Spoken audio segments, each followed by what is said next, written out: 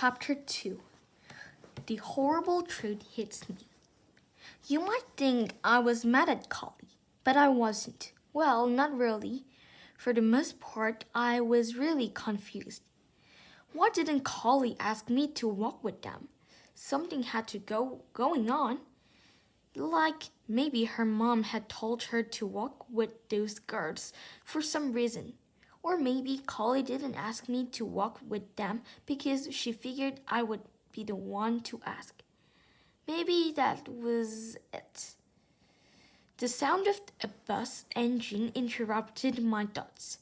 2 blocks away, I could see a yellow school bus turning the corner. I was going to miss it. I tore down the sidewalk.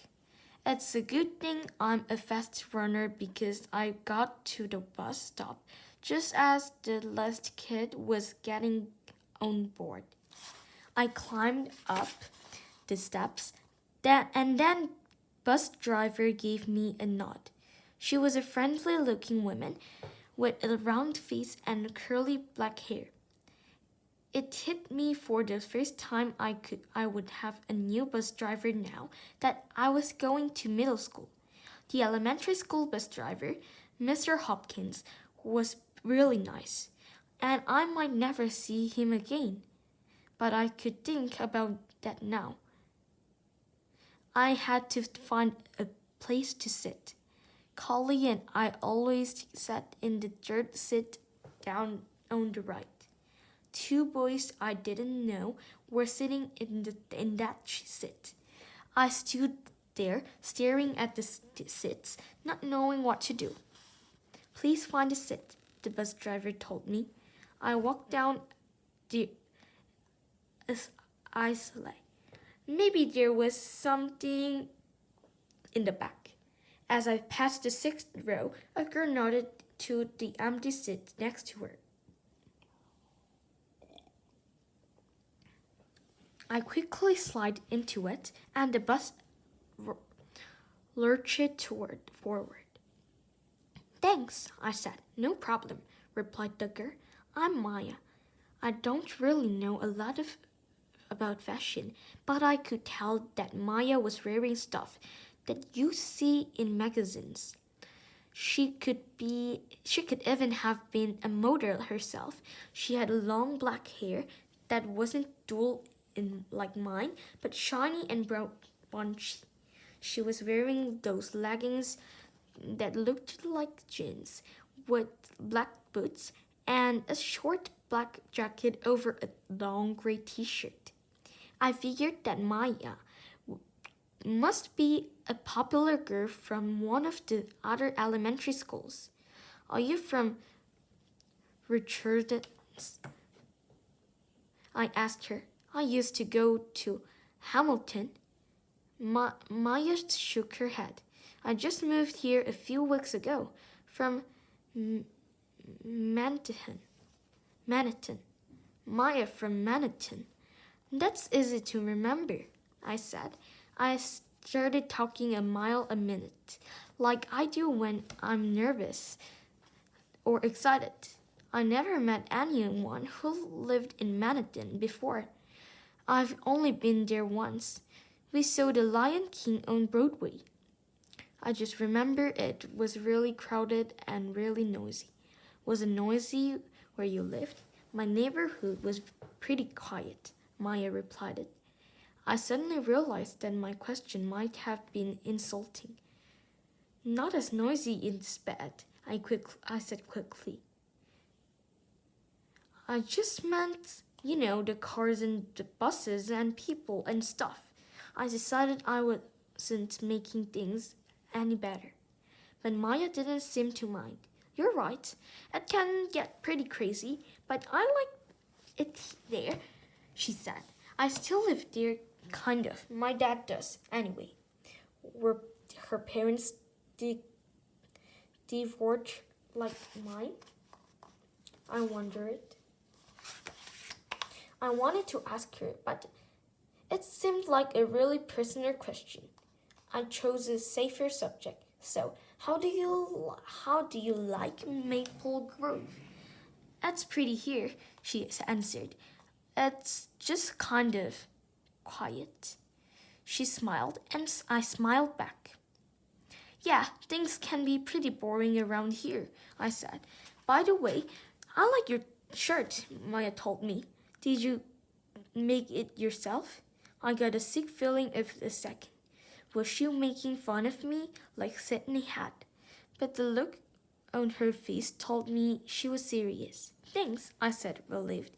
I'm glad you said that because somebody earlier didn't like it all at all, and what was extra weird in that is that my best friend was hanging around with the person.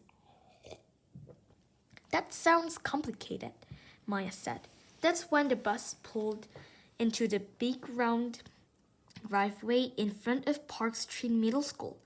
I'd seen the school a million times before, of course, since it was right off the main road. And I'd been inside once, last June, when the older kids have given us a tour. I just remember thinking how much bigger it was than my elementary school. The guide leading us kept saying it was shaped like a U, so it was easy to get round. But it didn't seem easy to me. We climbed out of the bus, which had stopped it in front of the white steps that led us to front door. The concrete building was the color of beach sand, and for a second I wished it was still summer and I was back on the beach. Maya took a piece of yellow paper out of her jacket pocket. My homeroom is in room 212, she said. What's yours? I shrugged off my backpack. My schedule was somewhere inside. I zipped it open and stared, searching through my folders. I've got to find mine, I said. Go on ahead. Are you sure? Maya looked hesitant. If I hadn't been freaking out about my schedule, I might have noticed that she didn't want to go in alone. But I wasn't thinking too clearly. Yeah, I said. I'll see you later. After that seemed forever, I finally found my schedule stuck inside one of the pockets of my 5 subject notes. I looked on the line that read homeroom 216. So I wouldn't be with Maya, but would I be with Collie?